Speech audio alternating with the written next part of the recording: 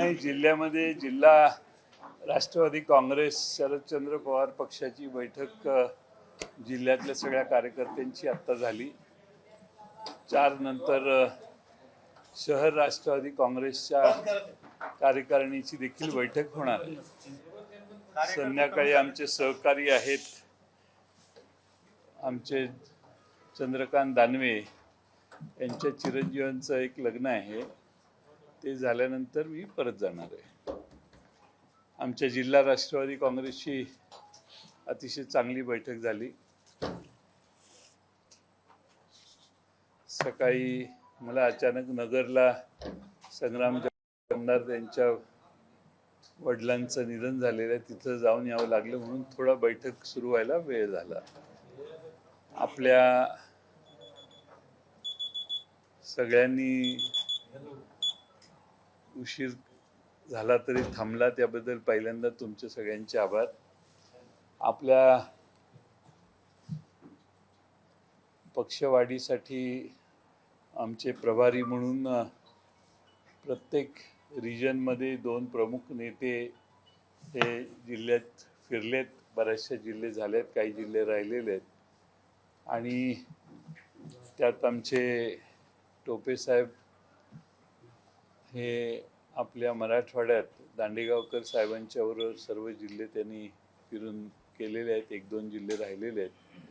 तसे खानदेशमध्ये सुनील भुसारा आणि रोहित पवार हे खानदेशची जबाबदारी त्यांच्यावर दिली आहे. हर्षवर्धन पाटील आणि शशिकांत शिंदे यांच्यावर पश्चिम महाराष्ट्राची दिली आहे. जितेंद्र आव्हाड यांच्यावर कोकणातली दिली आहे. विदर्भातली अनिल देशमुख आणि शिंगणे साहेबांच्यावर दिलेली आहे. सगळ्या जिल्ह्यात जाऊन त्या जिल्ह्याचा आढावा आमचे प्रमुख नेते सध्या घेत आहेत. एक मुद्दा चर्चेत आलेला आहे की मी 2.5 वर्षापूर्वी सत्तेत असताना, महाविकास आघाडी सत्तेत असताना शिवसेनेचे जो गट बाहेर पडला, त्यांचं असं म्हणणं होतं की राष्ट्रवादी आमचं खातं आमच्यावर अन्याय करायचं म्हणून आम्ही सत्तेच्या बाहेर पडलो. त्याच मुद्द्याला धरून कालपासून अशी चर्चा सुरू आहे की सामाजिक न्याय आणि विभागाचे जवळपास 450 कोटी रुपये कात्री लावलेली आहे आणि त्याच्यावरून आता ती शिवसेनेची नेते मंत्री संतापलेले आहेत. महाराष्ट्राचा ज्यावेळी अर्थसंकल्प यावेळी मांडला त्यावेळी मी विधानसभेत देखील हे सांगितलं होतं की मागच्या वर्षी पण आणि चालू अर्थसंकल्पात देखील जे आपण नियमाने कायद्याने सामाजिक न्याय खात्याला आणि आदिवासी विभागाला पैसे दिले पाहिजेत आणि ते खर्च झाले पाहिजेत, तसे ते खर्च झालेले नाहीत. देण्याचं काम कागदावर करताना देखील त्यात काही कात्री लावण्यात आली आणि त्यामुळं या दोन्ही खात्यावर अन्याय प्रचंड मोठ्या प्रमाणात मागच्या वर्षी झाला, यावर्षी होईल असं दिसतंय. आज सरकारची अवस्था फारशी काही आर्थिकदृष्ट्या चांगली आहे असं दिसत नाही. बघूया आता पुढं काय होतंय.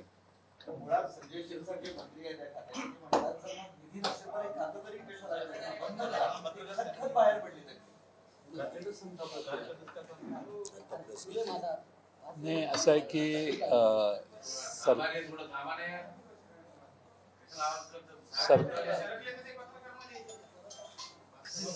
सरकारमधून बाहेर पडताना 2 वर्षापूर्वी 2-2.5 वर्षापूर्वी या सर्वांनी ज्यांच्या नावाने शंख केला आणि तिकडे जाऊन नवं सरकार स्थापन केलं, 8-10 महिन्यात त्यांनाही बरोबर घेऊन त्यांनी राज्य स्थापन केले. त्यामुळे आता तक्रार करायला काही अधिकार राहिलेला नाही शिरसाटांना.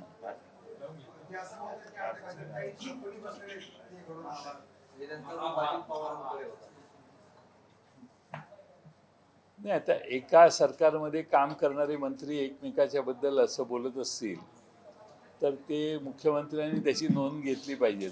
बाकी तुम्ही आणि आम्ही काय बोलून उपयोग आहे. 2.5-3 वर्षापूर्वी ज्या भूमिकेतून सत्तेतून बाहेर पडले, वेगळ्या सत्ता स्थापन केली, आता त्याच भूमिकेत सध्या आपले विचार मांडतायत. म्हणजे आज नाही, तुमचा सल्ला काय करणार? उद्धव ठाकरे साहेबांच्या पासून बाहेर जाताना त्यांनी ते कारण एक सांगितलं आणि नंतर वर्षभरात त्या कारणाला खिशात घालून 2 पक्षाच्या ऐवजी 3 पक्षाचं सरकार झालं. त्यामुळे हा काही नवीन प्रश्न नाही आहे त्यांच्यासमोर. हा मागच्या वर्षी निवडणुकीच्या आधी वर्षभरापासून चालू असणारा प्रश्न आहे. त्यामुळे आता असा तक्रार करायला त्यांना काही अधिकार आहे असं मला वाटत नाही. तुमचा सल्ला काय असेल? त्यावेळेस ती बाहेर पडली, आता काय करावं? काय सल्ला? नाही, काय सल्ला देणार आता? सल्ला देऊन ऐकणाऱ्याला सल्ला द्यायचा असतो. नाही, त्यांना मी काय सल्ला नाही. नाही, आता आर्थिक परिस्थिती राज्य सरकारची कशी आहे याच्यावर बऱ्याचशा गोष्टी अवलंबून असतील. लावूच नाही कधी. असं आहे की किती नक्की आकड्याने नाही, त्या योजनेला या खात्यातून काही पैसे वर्ग केलेत अशी माझी माहिती आहे. या खात्यातून केले आहेत, ट्रायबलमधून केलेले आहेत, आदिवासी विभागातूनही केलेले आहेत. शेवटी आता काय, जनतेने एवढ्या मोठ्या प्रमाणात त्यांना निवडून दिलेलं आहे की ते करतील ते सगळं मान्य करूनच जनतेनं निवडून दिले त्यांना, असं त्याचा अर्थ आहे. आदिवासी आणि समाज कल्याणची निधी वळवता येत नाही, त्याला कायद्याचं बॅकअप आहे असं दावा संजय शिरसाट करतात. तुम्ही अर्थमंत्री राहिलेला आहे, काय त्या निधीला कायद्याचं भाग वळायची, तो निधी इतरत्र का वळवला जाऊ शकत नाही? लोकसंख्या आता जातनिहाय जनगणना झाली आहे. केंद्र सरकारने त्यांची इच्छा नसताना विरोधी पक्षाने, इंडिया आघाडीने जे एका सुरात मागणी केली त्याप्रमाणे आता त्यांनी निर्णय घेतलेला आहे. आता जातनिहाय जनगणना करण्याचा उद्देशच तो आहे की आपल्या देशामध्ये ट्रायबल आणि SC ST यांची आपल्याकडे आकडेवारी आहे. SC आणि STच्या लोकसंख्येच्या प्रमाणात त्यांना बजेट दिलं जावं असा संकेत आहे आणि ते संकेत कधी पायदळी तुडवू नये असं आजपर्यंत आपण महाराष्ट्रात तरी वागतोय. पण दुर्दैवाने आता ह्या मागच्या 2 वर्षात असं होतंय आणि आकडेवारी जर आपण बघितली तर ती फार मोठ्या प्रमाणात होते आणि सरकारचं लक्ष मोठमोठे न मागणी केलेले रस्ते करण्यात आहे. जनता मागणी करत नाही, पण सरकारची इच्छा आहे नाही हा रस्ता इथं केला पाहिजे आणि त्यासाठी सरकारने मोठा बोजा अंगावर घेतलेला आहे. आज वीज मंडळात मी परवा लोकसत्तेतच बातमी बघितली, पहिल्या पानावर आली आहे की वीज मंडळाने 1 जानेवारी 2025ला वीज मंडळाचं येणं 98,000 कोटी रुपयाचं आहे. आणि आपण आता एप्रिल महिन्याच्या मे महिन्याच्या 2-3 तारखेला आहे, तर हे 98,000चा आकडा कदाचित 1 लाख कोटी रुपये ओलांडून पुढं गेलेला आहे. 1 लाख कोटीपेक्षा जास्त येणं वीज मंडळाला असताना वीज मंडळाची अवस्था फार अवघड झाली असेल असा माझा अंदाज आहे. दुसऱ्या बाजूने बांधकाम खात्याचे प्रचंड मोठ्या प्रमाणात रस्त्यांची बिलं देणं बाकी आहे. बांधकाम खात्याला काही हजार कोटी रुपये, 2-3 हजार, 5,000 नाही, 18-20 हजार कोटी रुपये मला वाटतं दिले तरी ते बांधकाम खात्याची कामं केलेली बिलं देऊन होणार नाही. माझ्या माहितीप्रमाणे काहीतरी 70 का 72 हजार कोटी रुपये महाराष्ट्रात लायबिलिटी सरकारने, का 80 हजार कोटी रुपये लायबिलिटी सरकारने बांधकाम खात्याच्या PWDच्या माध्यमातून अंगावर घेतलेली आहे. त्यामुळं या सगळ्या कमिटमेंट झालेल्या आहेत. कुठं टेंडर काढून वर्क ऑर्डर दिलेली आहे, कुठं थोडा ॲडव्हान्स देऊन कामाला सुरुवात केलेली आहे. त्या ठिकाणी महाराष्ट्रात कार्यक्रम झालेले आहेत. त्यामुळं मी निवडणुकीच्या आधीच आव्हान केलेलं की या सरकारची कामं घेताना 10 वेळा विचार करा आणि नाही तर मग महाराष्ट्रात दुर्दैवाने शेतकऱ्यांच्या आत्महत्या होत आहेत, त्याकडे सरकार लक्ष देत नाही. पण हळूहळू महाराष्ट्रामध्ये कंत्राटदारांच्या आत्महत्या सुरू झाल्या तर आश्चर्य वाटणार नाही. म्हणून मी तेव्हापासून सांगत होतो कामं घेताना जरा काळजीपूर्वक घ्या. आणि प्रदेशाध्यक्ष पद सुद्धा बदलणार, सुनील भुसारा यांची वर्णी लागणार आणि तुम्ही सुद्धा त्यांना फोन केलाय मी फोन केला. तुमच्या सहमतीनेच हे बदल होत आहे असं कळतं. नाही, आमच्या पक्षामध्ये सगळेच व्यवस्थितपणाने विचार करून काम करतायत आणि पवार साहेबांच्या स्तरावर काही निर्णय करायचे असतील, तुमची इच्छा दिसते जास्त, तर तसा तुमचा प्रस्ताव पवार साहेबांच्याकडे मी मांडतो. नाही नाही, आज काय झालंय, संजय शिरसाट असं म्हणाले, आधी हा प्रश्न तुम्ही खुश नाही त्या पक्षात, तुम्हाला बदलण्याची सगळ्या हालचाली सुरू आहे आणि त्यामुळे तुम्ही पक्षांतर करणार. आता बरं, याला दुजोरा संजय शिरसाट म्हटलं असं म्हणाले की काय? तुमचं मन लागत नाही तुमचं मन लागत नाही म्हणून ते सत्तेधारी सारखं वागताय. म्हणून आम्ही विचारतो की खरंच बदल त्यांना ते कळालं तुमचं मन लागत नाही, त्यांना कळलं. आणि तुम्ही औरंगाबादला तर अजिबात वेळ देत नाही. ठीक आहे. आज पूर्ण दिवस दिला. ते लग्नामुळे दादा त्यांना बोलवलं please. हे 2 बैठका त्याचमुळं घेतल्या. लग्न ज्यांचं आहे त्यांचेही आभार, त्यामुळं मला येता आलं. परत येईन, तुमची इच्छा असेल तर ती आमचे काम काही जबाबदाऱ्या दिल्यात त्यांनी पूर्ण केल्या की परत येऊ. सर, आपला प्रश्न राहिला दादांमुळे, मग काय प्रदेशाध्यक्ष बदलायची आज सुरुवात आहे, काय चर्चा आहे की सगळं अफवा आहे? आता मी शेवटी असं आहे की प्रत्येक कार्यकर्त्याला प्रदेशाध्यक्ष किंवा कुठल्याही पक्षातलं पद मिळण्याचा, मागण्याचा, इच्छा व्यक्त करण्याचा अधिकार आहे. आमच्या पक्षात पूर्ण डेमोक्रेसी आहे. त्यामुळं आपण सांगितलेली बातमी ही पहिल्यांदाच मला कळली. आपण पक्षात आता मी जाऊन जरा चाचपणी करतो की काय तुमच्या इच्छेला मान देण्याची काही व्यवस्था आहे का, आणि मग त्याप्रमाणे तुमच्या कानावर घालतो. बरं, तुम्ही खुश नाही ज्या पद्धतीने माझ्याकडे बघितल्यावर असं वाटतंय का मी खुश नाही? एकदम काय त्याला काय खुश काय, सत्ता येते जाते, राजी खुशी हे एक आम्ही जेवढे प्रयत्न केले तेवढा आम्हाला प्रतिसाद या विधानसभेला मिळाला नाही, जो लोकसभेला मिळाला तेवढा मिळाला नाही. याच्यामुळे दुःख होणं स्वाभाविक आहे, पण ते पहिल्या 15-20 दिवस हो. कायम दुःखी राहणं कसं शक्य आहे माणसाला? पवार साहेब माजी मुख्यमंत्र्यांच्या सत्कार सोहळ्यासाठी त्यांना निमंत्रण होतं का, जाणार नाही त्याची शक्यता आहे? पवारांनी सोहळा ठेवला होता. त्यांना निमंत्रण गेले का याच्याबद्दलच चर्चा आहे. कालपर्यंत तर निमंत्रण त्यांना आलेलं नव्हतं, त्यामुळे बहुतेक निमंत्रण नसेल दिलेलं, आणि मला वाटत नाही की तसं काही त्यांना निमंत्रण मिळालेलं आहे. आता बाहेर सांगण्याचं काम जास्त गर्दी जमावी म्हणून जर कोण करत असेल तर मला माहीत नाही, पण पवार साहेबांना निमंत्रण नाही अशी माझी या क्षणाची माहिती आहे. ते अजित पवार असं म्हणाले की मला मुख्यमंत्री व्हायचे इच्छा आहे, पण योगच येत नाही. पण कधीतरी होईल भविष्यात. काय तुमचं ऑब्जेक्शन काय याला? असं म्हणाले. तुमचं आमचं ऑब्जेक्शन काही नाहीये. तुमचा वादच खूप काही सांगून जातो. नाही, मी विचारतोय की ऑब्जेक्शन आहे का? अर्थात ज्याला महाराष्ट्राचा मुख्यमंत्री होण्याची इच्छा आहे त्याला शुभेच्छा द्यायला काय, शेवटी राजकारण हे खुल्या मनानं करायचं असतं. त्यामुळं त्यांना ह्या आता 5 वर्ष तर आमचा कोणाचा विषय नाही. या 5 वर्षात देवेंद्र फडणवीस, एकनाथ शिंदे आणि अजितदादा हे तिन्ही पक्षाचे प्रमुख आहेत. त्या तिघातल्या याच्यात संधी त्यांना मिळाली तर त्याचा आनंद आमच्यावर त्यांनी अनेक वर्ष काम केले म्हणून आम्हाला होणारच, का नाही होणार? अजितदादा आणि शरद पवारांच्या भेटीवरून बरंच अंदाज लावले गेले की दोघे एकत्रित येतील. ते तुम्ही त्यांना विचारलं पाहिजे ना, मला गरीबाला का विचारताय? तुम्हाला काय वाटतं? पक्ष एकत्र येतील म्हणून प्रदेशाध्यक्षांना विचारतो. नाही, असं आहे की आता ते रयत शिक्षण संस्थेला मीटिंग झाली, वसंतदादा शुगर इन्स्टिट्यूटला मीटिंग झाली.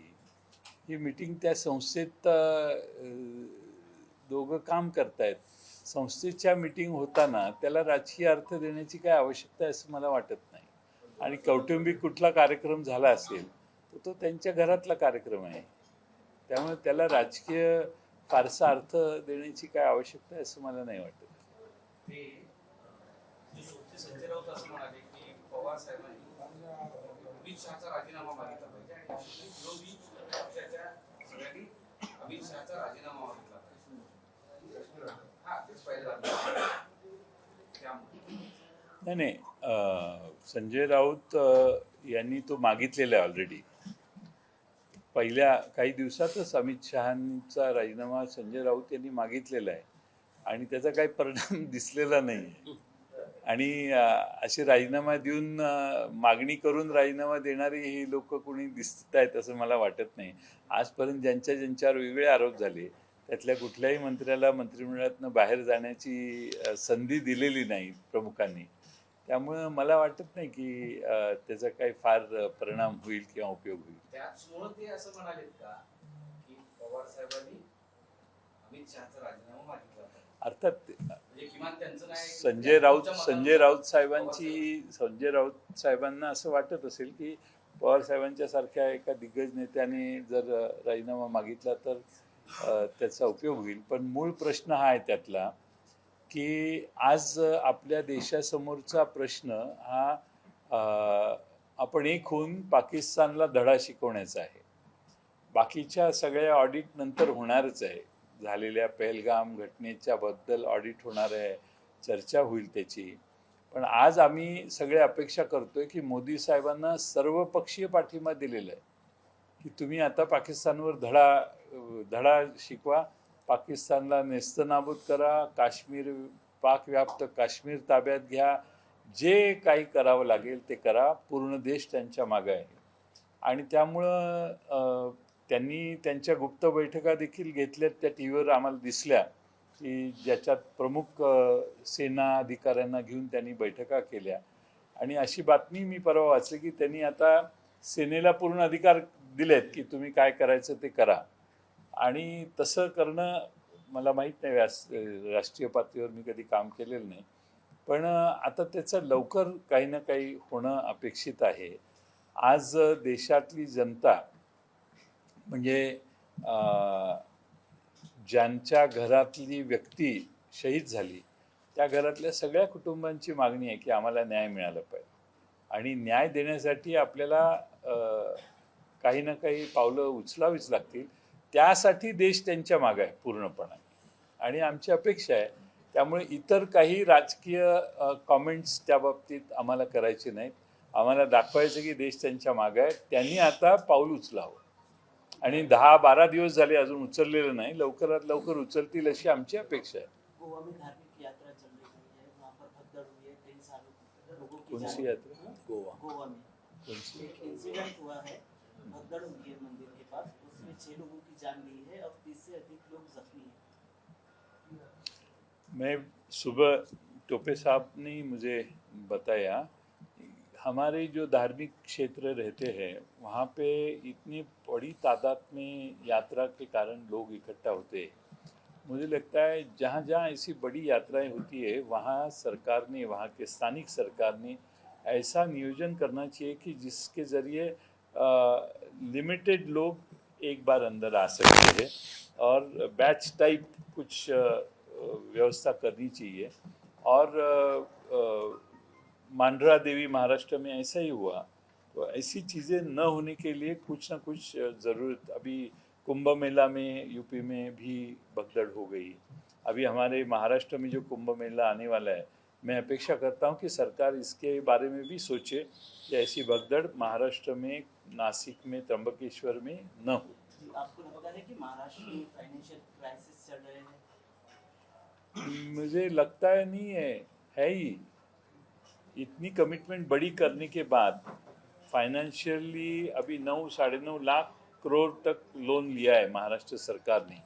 महाराष्ट्र सरकार बार बार ये बोल रही है कि हमारी जीएसडीपी के परसेंटेज से हमारी जो परसेंटेज है वो अभी सिर्फ 17-18% है.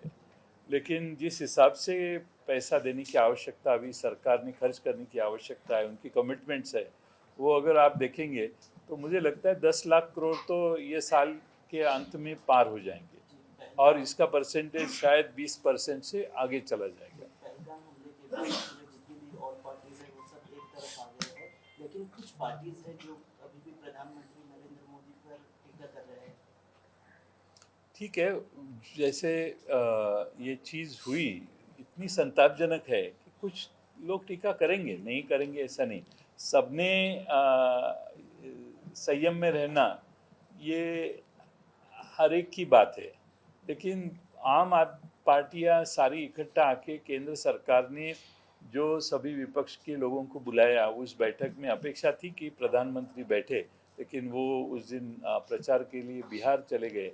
लेकिन उस बैठक में सभी लोगों ने बोला कि हमारा प्राइम मिनिस्टर और सरकार को पाठिंबा है और सरकार ने जल्द से जल्द इसका बदला लेने की आवश्यकता है। पाकिस्तान बार बार धमकी दे रहा है हिंदुस्तान को, आप किस तरह देखते हो? पाकिस्तान की धमकी में दम नहीं है, लेकिन पाकिस्तान, मुझे ऐसा लगता है कि दूसरे जो देश है जैसे कि चाइना है, इनके बलबूते पर हमें धमकी देने की कोशिश कर रहा है। मुझे लगता है भारत की ताकत इतनी बड़ी है कि पाकिस्तान कुछ दिनों के 15-20 दिनों से ज़्यादा तक हमसे लड़ नहीं पाएगा। लेकिन अब हम सरकार पे छोड़ देते हैं कि मोदी साहब के ऊपर हम निर्णय छोड़ देते हैं कि किस तरीके से बदला लेने की आवश्यकता है। लेकिन जो 26 जन मारे गए, वो शहीद हुए, वो शहीदों को न्याय देने की उनकी फैमिली की अपेक्षा है। अब एक फैमिली ने इसके ऊपर कुछ माध्यम को बोला, तो वो जो पत्नी है वो अभांगन है, उसको भी ट्रोल करने लगे। यानी ट्रोल करने की भी हद होती है इतना कि हाँ। लोकांनी खूप नाराजी व्यक्त केली, प्रतिनिधित्व मिळालेलं नाही.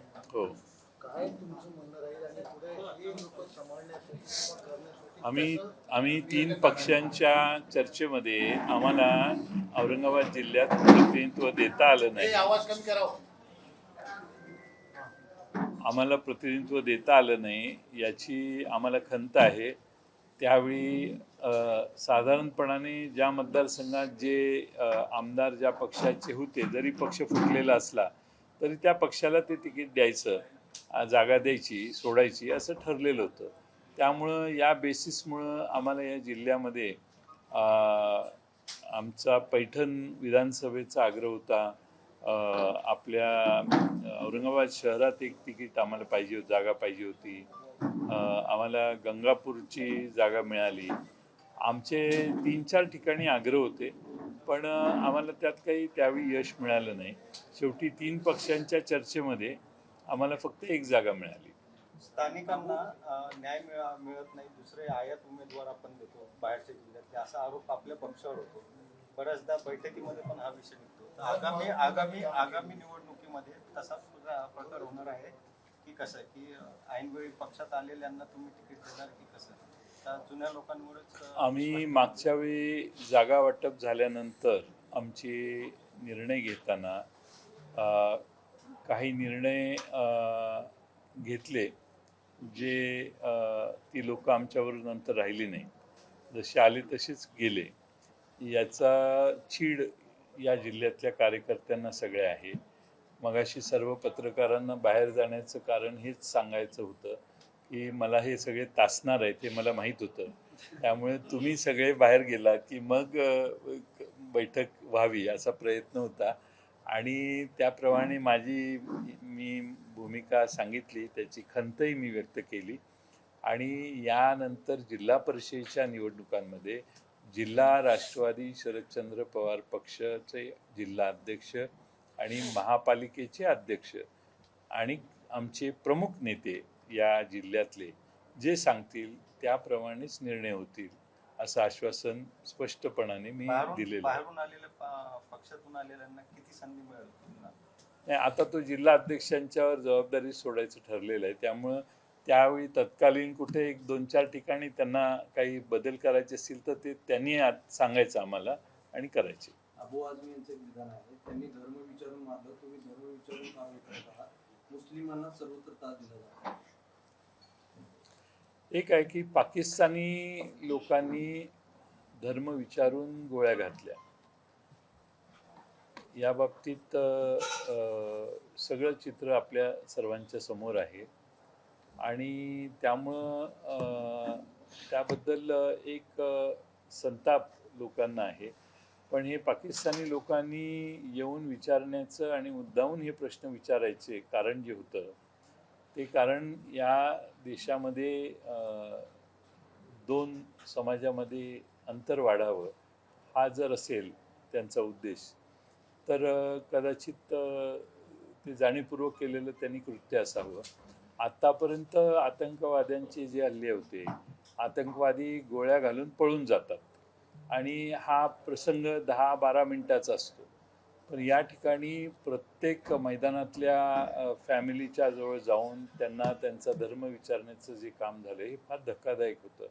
आणि म्हणून सगळा देश एकसंघ होऊन अगदी काश्मीरी लोक देखील आज एकत्रित येऊन सांगतायत की पाकिस्तानला अद्दल घडवा. आत्ताच्या आपल्या बैठकीमध्ये एक सूर असा होता की लाडकी बहीण योजना आणि जातीय राजकारण यामुळेच आपल्याला पराभवाचा सामना करावा लागला. आगामी निवडणुकीमध्ये आपण त्याला कसे सामोरे जाणार आहोत? नाही, लाडक्या बहीण योजनेने 1500 रुपये मिळायला लागले आणि जे गरीब घरातली लोक आहेत त्यांना अत्यंत आवश्यक असणारे 1500 रुपये सरसकट वाटले आणि आता ते कमी करण्याचा प्रयत्न चालू आहे. आणि त्यात मग तुझ्याकडे 4 चाकी आहे का, दुचाकी आहे का, तुझं घर स्लॅबचं आहे का, तुझी चांगली कौलारू घर आहे, तुला कशाला लागतंय, टी व्ही आहे तुझ्या घरी, मिक्सर तुझ्या घरी आहे, असले नवे उद्योग सुरू केलेले आहेत. कारण ते निवडणुकीपुरतं होतं. त्यांना ती संख्या 2.5 कोटीवरून 50-60 लाखावर खाली आणायचं त्यांचं उद्दिष्ट आहे. त्या हळूहळू त्या उद्दिष्ट येणं केनं मार्गाने करतील असा माझा अंदाज आहे. दुसरीकडे मिळणारे ज्या योजनेतले लाभार्थी आहेत त्यांचे हे बंद केलं. अशी काहीतरी 8 लाख नावं परवा निघाली. आता ते अर्ज भरतानाच विचारायचं होतं ना, तुम्हाला दुसरे काय बेनिफिट्स मिळतात ते सांगा. ते बेनिफिट असो वगैरे नसो, तुम्ही अर्ज भरा आणि घ्या पैसे, अशीच टेंडन्सी होती. का तर निवडणुकीला त्यांचं मदत आपण घेतली. आता निवडणुकीला ज्यांना ज्यांना मदत करण्यासाठी आपण घोषणा केल्या त्याचं आकुंचन करणं योग्य नाही. त्यामुळे लाडक्या बहिणीची फसवणूक झाली असं महाराष्ट्रात मानलं जाईल. दुसरा एक मुद्दा जातीय राजकारणाचा, त्याला कसं तुम्ही सामोरे जाणार? जातीय म्हणजे जे निवडणुकीमध्ये धार्मिक नाही. असं आहे की समाज आणि महाराष्ट्र आणि देश एकसंघ राहिला तर त्याची प्रगती होते. आपण धार्मिक गोष्टींना महत्त्व देणारे देशांची नावं घ्या आणि तिथं कोण गुंतवणुकीला जातं का बघा. पाकिस्तानमध्ये कोण जात नाही, अफगाणिस्तानामध्ये कोण जात नाही, मिडल ईस्टमध्ये फार कोणी दुबई सोडून कुठे जाण्याचा विचार करत नाही. त्यामुळे धर्माला प्राथम्य देणारे देश हे मागे राहिले. आणि पुढं कोण गेलं? सर्व धर्म समभाव असणारी अमेरिका पुढे गेली, युरोप खंड सगळा पुढे गेला, ब्राझील सारखे तिकडेही लॅटिन अमेरिकेतले देश पुढे गेले, कॅनडा सारखा देश पुढे गेला, ऑस्ट्रेलिया पुढे गेली, न्यूझीलंड बऱ्यापैकी पुढे आहे, जपान पुढे आहे. का? सिंगापूर सारखं छोटं बेटही पुढे गेलं. टॅलेंटला निमंत्रण देणारे ते देश आहेत. आणि त्यामुळं आपण आपल्या देशात धार्मिक भावनांना प्राधान्य जर द्यायला लागलो तर देशाची अधोगती होईल. त्याचा परिणाम 10 वर्षात दिसेल. इंडिया आघाडीच्या जातनिहाय सर्वेक्षणाला मान्यता देण्यात ही तुमचा विजय आहे का काय? तुम्ही केलेला कसं समजता? नाही, जातनिहाय जनगणना झाल्यानंतर आमचा पुढचा आग्रह असा असेल की ज्याचा जेवढा हिस्सा तेवढी त्याला न्याय मिळाला पाहिजे. मग बजेटमध्ये असेल, जागांमध्ये असतील, आरक्षणात असेल, ज्याचा जेवढा हिस्सा असेल तेवढा मिळाला पाहिजे. आणि त्यासाठी ती 50% जी बॅरियर आहे ती रिमूव्ह काढण्याचं काम केलं पाहिजे. इंडिया आघाडीच्या धोरणातला तो प्रमुख मुद्दा होता. त्यातलं पहिलं पाऊल आज पडलेलं आहे, ह्याचं आम्ही स्वागत करतो. आम्ही जातीयवाचक राजकारण करू इच्छित नाही. त्यामुळे हा आमचा विजय आहे असा उद्मान आमच्यात येणार नाही. पण निर्णय झालाय तो चांगला झालाय. या देशात कुठल्या जातीची किती लोकसंख्या राहते हे एकदा कळू दे आणि ते चांगल्या पद्धतीनं सर्वे व्हावा. घाई गडबडीत होऊ नये, ॲक्युरसी सर्वेमध्ये यावी अशी आम्ही अपेक्षा करतो. त्याचे परिणाम जे काय आता जातीनं आरक्षणाची टक्केवारी त्याच्यावर होण्याची शक्यता किती व्यक्त केली जाते. एखाद्या जातीचा आकडा वाढून जास्त आरक्षण हा देश सर्वांचा आहे. जे या देशात राहतात आणि जे समुदाय जातीचे ज्या समुदायात जे न्याय मिळाला पाहिजे तो देण्याची भूमिका दुसऱ्या कुठल्या जातीला ऑब्जेक्शन घेण्यासाठी काही बेस नाही आहे ना. मी एवढे टक्के असेल माझ्या समाजात तर माझ्या समाजाला तेवढा न्याय मिळायला झालं. लोकसंख्या जर तेवढी आहे तर त्यापेक्षा जास्त न्याय मिळवून घेणार काय मी. त्यामुळे सर्वांना देशात या देशावर सर्वांचा या देशातल्या आदिवासींपासून या देशातल्या ओबीसीतले जे लहान लहान घटक आहेत त्यांचा सगळ्यांचाच या देशावर अधिकार आहे. आणि म्हणून जातनिहाय जनगणनेचा आग्रह आम्ही आज नाही गेले 5, 7, 10 वर्ष करतोय. राहुल गांधी देखील सतत आग्रह करत होते, पवार साहेबही आग्रह करत होते. आता निर्णय झालेला आहे. म्हणजे आता पुढचं सेन्सस जातनिहाय होईल आणि त्याच्यामुळं आपल्याला फार चांगला परिणाम दिसेल. थँक्यू. देश विदेशातील प्रत्येक घडामोडींचे लाईव्ह अपडेट मिळवण्यासाठी आता साम टीव्हीच्या सर्व सोशल मीडिया प्लॅटफॉर्मला लाईक, फॉलो आणि सबस्क्राईब करा. तसंच सर्व नोटिफिकेशनसाठी बेल आयकॉन प्रेस करायला विसरू नका.